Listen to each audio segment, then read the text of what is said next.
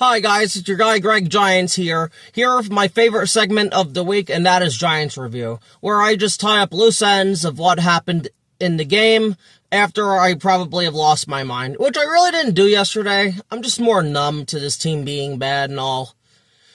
But as usual, the Giants lost 27-20, as you all know already.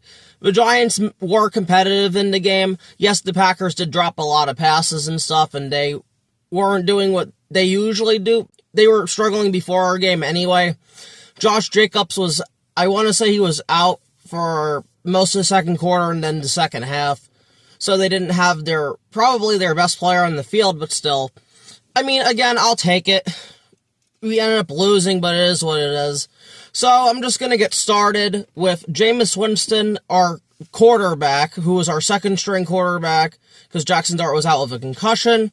Jameis went 19 for 29, 201 passing yards, 0 passing touchdowns, 1 interception, and he rushed the ball 3 times for 10 yards and a quarterback sneak touchdown. At the goal line, one of his other rushes was a quarterback sneak on, I think, 3rd and 1, or it was 4th and 1. He got like 10 yards on that. Like, we just bullied them up front on that play. Jameis Winston, I'm just going to say, it could have been a lot worse for him, and honestly, it should have been. He should have been picked off like 3 or 4 times. But the Packer DBs, lucky for us, didn't know how to catch. They had brick for hands, but it could have been really, really bad for us, but you know, that's just what you get with Jameis. You can't teach an old dog new tricks, so it is what it is. Hopefully we get Jackson Dart back next week, and apparently it's looking good that we should get him back next week, but you never know with this team. Moving on to Tyrone Tracy. He had 19 carries for 88 yards. That's 4.6 yards per carry, and then 4 receptions for 51 yards. That's 139 total yards from scrimmage. Tyrone Tracy had his best game of the season by far. That's what we need more from Tyrone Tracy to really help out Jackson Dart once he comes back, man. Honestly, I thought this was the best rushing game by the New York Giants yet. The offensive line looked good in run blocking for most of the day. We were dominating the Packers up front. Like, it was nice, man. It just sucks we couldn't win the game, but Tyrone Tracy did his part. And then Devin Singletary, 16 carries for 44 yards and 2 touchdowns. So we rushed for 142 yards on 38 carries. That's 3.7 yards per carry. Now, that doesn't seem like it's great, because you'd like to be like 4 to 5 yards per carry or more, but honestly, our offensive line just dominated them. Plain and simple. And I wish the numbers were better to prove that, but again, like, Devin Singletary did his thing, and I'm just very happy with that. A nice 1-2 punch right there because of Scatterboo being out, so. And also, I forgot with Tracy. Tracy had a great play on a screen pass. It was 3rd and 12. Jameis Winston was about to get hit because Parsons was on the inside, got there immediately, drew the screen. Tyrone Tracy broke 1 or 2 tackles and ended up getting the first down. Again, I love Tyrone Tracy. So that was good shit by him. Moving on to the receivers now. Isaiah Hodgins, 5 receptions for 57 yards. That was our best receiving of the day. And it's fun. And it's funny. Isaiah Hodgins wasn't on the team 3 days ago. Isaiah Hodgins was on our team in 2022. We got him off of the Bills practice squad.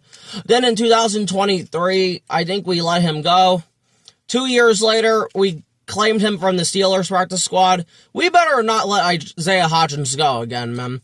Because like I said yesterday, is he the most explosive wide receiver? Is he going to get you 50 to 60 yard explosive plays and things like that? No, he's not. But Isaiah Hodgins is a guy who can be clutch when you need him to. He'll catch everything thrown at him. He's a great target on 3rd and especially 4th down. He made a great diving play on 4th and 7 when I thought that ball was honestly going to be incomplete. Isaiah Hodgins showed 100% effort for a guy just coming back to this dumpster fire of a franchise right now. So I appreciate Isaiah Hodgins, man, putting it and leaving it all out on the field, man. It's good shit to Isaiah Hodgins. Wan'Dale Robinson, 4 receptions for 36 yards. Wan'Dale's Wan'Dale, man, but I hate how limited he is. And I know I keep saying this, but like he had a drop or two against the Packers. If you don't throw the ball in the perfect spot, Wan'Dale Robinson's not going to catch it. And a lot of people want to re-sign Wan'Dale, man. I'm not sure. I don't think I want. I'd rather have Isaiah Hodgins and just add 2 or 3 other wide receivers at this point than bring back Wan'Dale Robinson. I just don't see how he fits this team. I really just don't see it, man. So Theo Johnson now, 3 receptions for 36 yards. He didn't get a lot of targets in this game, but when he did, he caught every single one of them, man. He made a great play after a bullshit holding penalty, which I'm going to get to at the offensive line. He made a great play on like 3rd and 14, I want to say, to make it 4th and manageable for us to go for. I think we ended up getting it. Theo Johnson, this is what I mean, man. The guy's a fucking beast. It took 2 or 3 defenders to bring his ass down, and he's still trying to get the first down. I appreciate the effort with Theo Johnson, man. Theo Johnson, like I always have said, if everything clicks right for this young man, he can be Rob Gronkowski. He can be a top 3 tight end in this league, man. He has all the potential. He's 6'5". He's 200, I want to say 30 or 40 pounds. He can block like a mother. Like Theo Johnson, and also great speed. He's just fantastic, man. I really hope it all comes together for him, because he could be a true weapon for Jackson Dart for years to come for us, man. I love Theo Johnson. And he's been consistent ever since I called his ass out. So, I give him his props and I give him his credit, man. Then lastly, for receiving, I don't even want to bring him up, but I have to. Jalin Hyatt, 2 receptions for 18 yards. Now, that wasn't shit. But the thing I want to bring up is Winston's only actual interception of this game was not on Jameis Winston. It was Jalin Hyatt not finishing the route, man. I cannot believe we drafted this guy in the 3rd round. But that Cowboys scout was absolutely right. Jalin Hyatt has one skill set and one skill set only, and that's his speed, which we really haven't even seen anyway. He cannot run routes. That ball, he should have ran to the left side of the end zone, to our left, his right, and have caught the ball for a touchdown in front of the corner. But what does he do? He streaks upfield, and then he stops. That's not on the quarterback, man. Jameis Winston did the right thing. He drew with anticipation. It's not on the quarterback when you're throwing with anticipation, when he just doesn't finish his route, man. Jalin Hyatt needs to be off this team, man. I've had enough of Jalin Hyatt, man.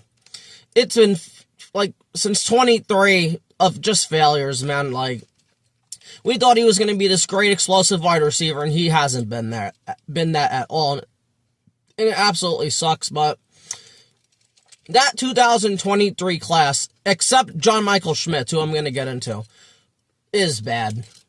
Deonte Banks is bad. Jalin Hyatt is bad. Eric Gray is a slow running back. Trey Hawkins not on the team. Gavarius Owens, who I liked, not on the team. Jordan Riley, not on the team. Or he's on the practice squad. It's just not good, man. Like, that draft class is looking really, really bad for Joe Schoen, man. The 22 class isn't great either, but that 23 class is horrible. You might as well have just traded all the picks for the next year's draft at that point. That's how bad this is, man. There's no defending that. If that might be the biggest problem of Joe Schoen right now, it is that class. That class is dreadful. And it doesn't help when you traded up for Deonte Banks and Jalin Hyatt, man. Like, it absolutely sucks, man. Just not good. But now I'm going to get to the offensive line. The offensive line stats on the screen, as usual, are brought to you by Doug Rush from Twitter. I appreciate Doug Rush, because I don't have the time to go on to PFF and look for all the players and grades and stuff, so I use what he posts on Twitter, so I appreciate that. Please go follow Doug Rush on Twitter. He deserves it, man. He's a good dude. And now this is where I'm going to rant a little bit, though. Yesterday, I mentioned the last play of the game where Jameis Winston took 5 hours to throw the ball. Micah Parsons got a sack. But now this is where I get into Andrew Thomas. PFF actually had the balls to have Andrew as that sack was allowed to him. Are you fucking serious?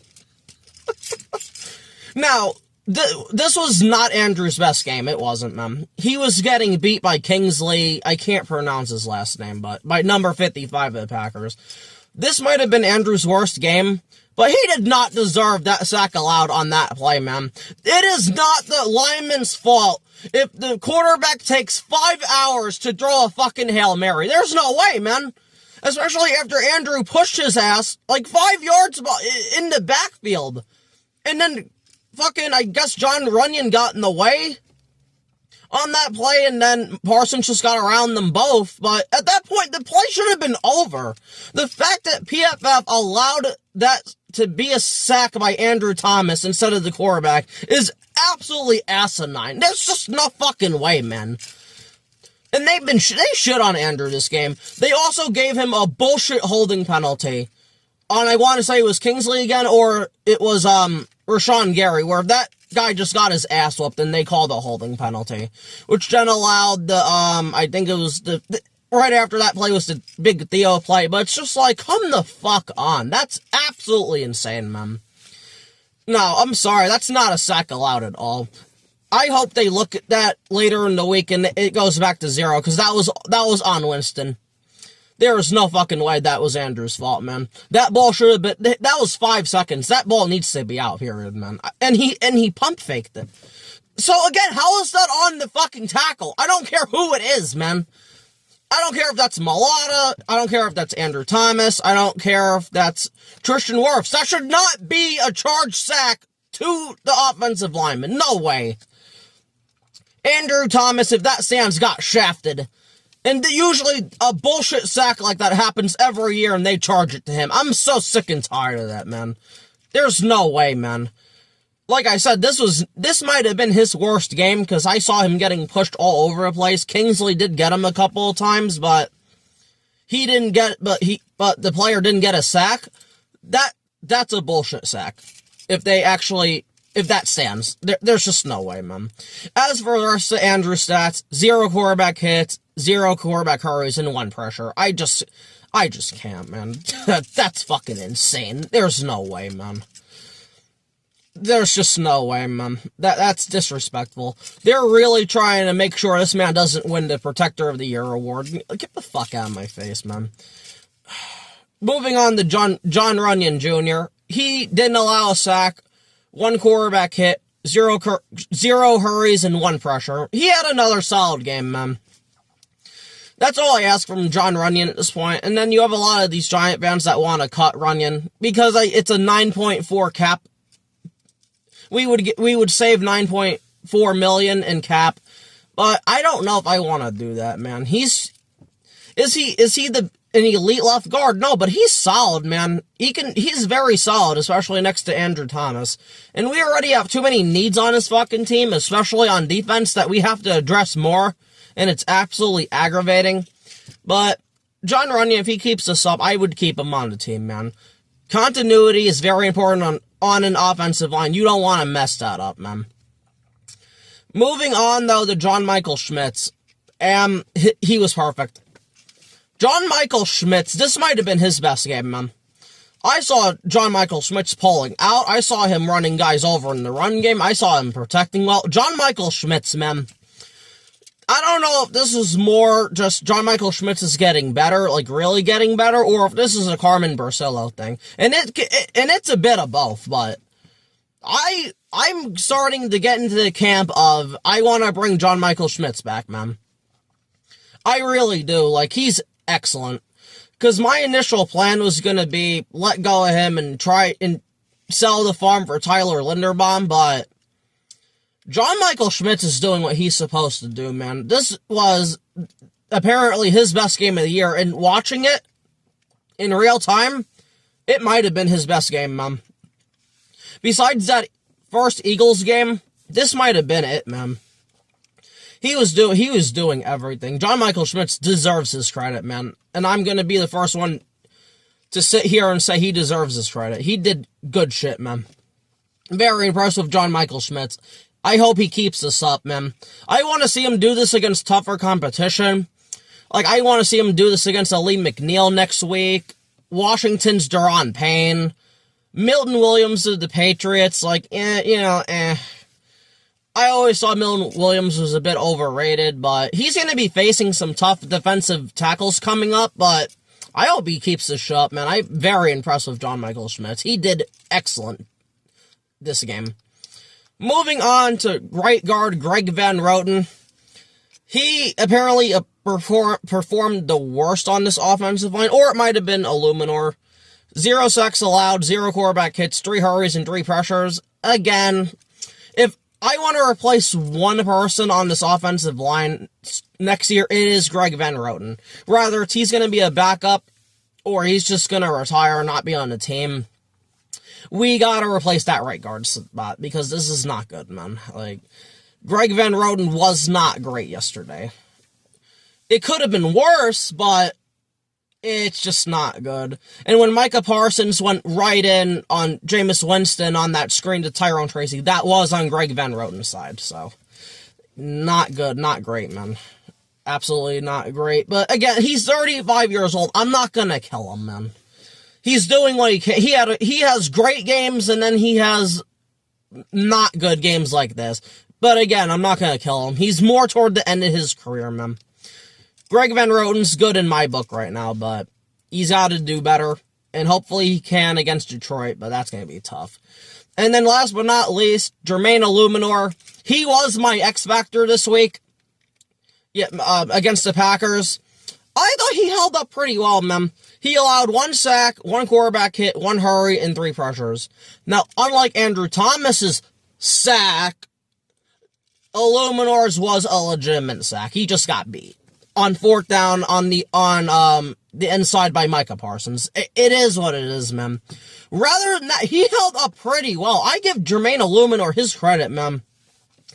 He gave Jameis Winston more than enough time, and I'm happy about that. I mean, yeah, the 3 pressures, I guess, but he was going up against Micah Parsons like 80 to 90% of the time. I'm not mad at Illuminor at all, man. He did the best he could. Micah Parsons is a very good talent, man. It's hard for right tackle. It's hard for a right tackle like Illuminor to go one-on-one against him. Like, Illuminor did great to me. He's gonna get shit on this game because of his stats, but watching it, I think he did pretty well. Like I said, though, yesterday on that 4th down, I wish we would have chipped Parsons because it was just such an important down. Rather with a tight end, with a running back going out in the flat, something like that, just to give Illuminor some help. But overall, Illuminor, to me, he did a great job, man. I have nothing bad to say about Illuminor. Like I said, he's not Andrew Thomas. I don't need him to be Andrew Thomas. I just need Illuminor to be a top 12 to top 8 right tackle, and he's been that, man. He's been that this season, and that's all you could ask for. Jermaine Illuminor absolutely should be brought back. And I watched someone else's video. I'm not going to name the creator because I don't want to be an asshole, but apparently we could sign Illuminor back for 3 years. Like $24 million. Yeah, good luck with that because of his age. This man's going to want like fucking 16 to 17 million a year, and you give it to him. I don't give a flying fuck, man.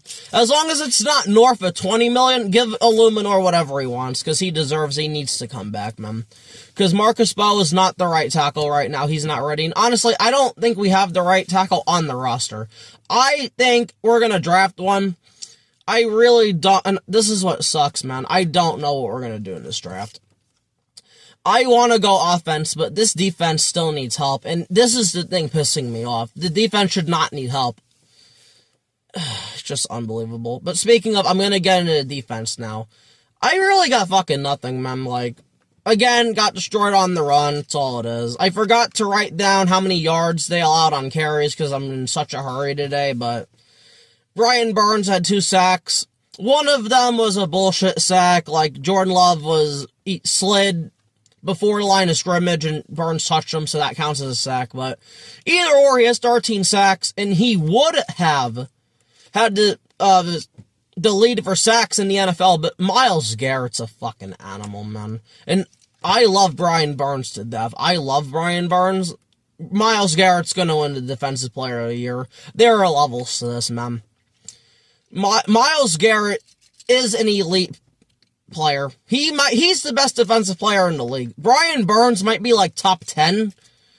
Myles Garrett's just on a different level, man. I'm trying not to take anything away from Burns, but Lord Almighty, he's insane, man. There's no other player like Myles Garrett, man. There's just not, man. And Dexter Lawrence, he didn't have sacks, but this was his second best game of the year to me. He got a lot of pressures, and he got held a lot. And also, I said this yesterday, and I just want to say this again. So it's okay to call a bullshit holding penalty on Andrew Thomas, who hasn't been called for a holding penalty in years, because he beat the shit out of Gary or Kingsley. But we don't want to call a holding penalty on Dexter Lawrence at all, even though he's getting held 2, 3, 4 times a game. Like, I'm tired of double standards. Rather call the shit or don't. I'm tired of these fucking refs, man. You don't get to have your cake. You don't get to have your cake and eat it, too. Enough. Call it or don't. That's just my thing. And then finally, the last thing I want to bring up on this defense, Abdul Carter. Again, he didn't really do much. He had a pressure. He almost got to the quarterback. I don't give a fuck. Get there. Just get there. But I'm more mentioning Abdul Carter because today, Monday, I found out Abdul Carter didn't start the game. He was benched for a drive. And nobody knew why. Well, we found out today why. Apparently, he was falling asleep in meetings the entire season, and no one held him accountable. Now, apparently, Abdul Carter's saying he was recovering, but that's no fucking excuse, man. I'm sorry. This man wanted Lawrence Taylor's number. Abdul, you're not Lawrence Taylor, man. One, Lawrence Taylor actually made an impact in his rookie year. You haven't. I don't give a flying fuck about the pressures. I really don't. I need you to get sacks, and you don't even have a full sack, man. And then, too, it's just like, as mad as I want to be at Abdul Carter, where are the coaches holding him accountable? Where's Bowen telling him to get his ass up? Where's Brian Dable telling him to get his ass up? It takes an interim head coach and Mike Kafka to hold the motherfucker accountable? Like, seriously, this team, they're full of clowns, man. This fucking team is a clown show. It's a failure and a laughable organization. Like, what the fuck is that shit? How are you gonna have your 3rd overall pick falling asleep in meetings and not telling him to get his ass up? Just get the fuck out of my face, man. Team's a joke. That's absurd. That he even thinks it's okay to do that when you haven't produced shit. If Brian Burns was falling asleep in meetings, you know what? He can do that shit. That man has 13 sacks. You have 0.5 sacks. Or, I'm sorry, like 0.5 sacks. Get your ass up. Fucking fuck out of here, this damn team. Regardless, though, that's gonna be it for me. This has been your guy, Greg Giants. Please like, share, and subscribe. And thank you for watching, and peace.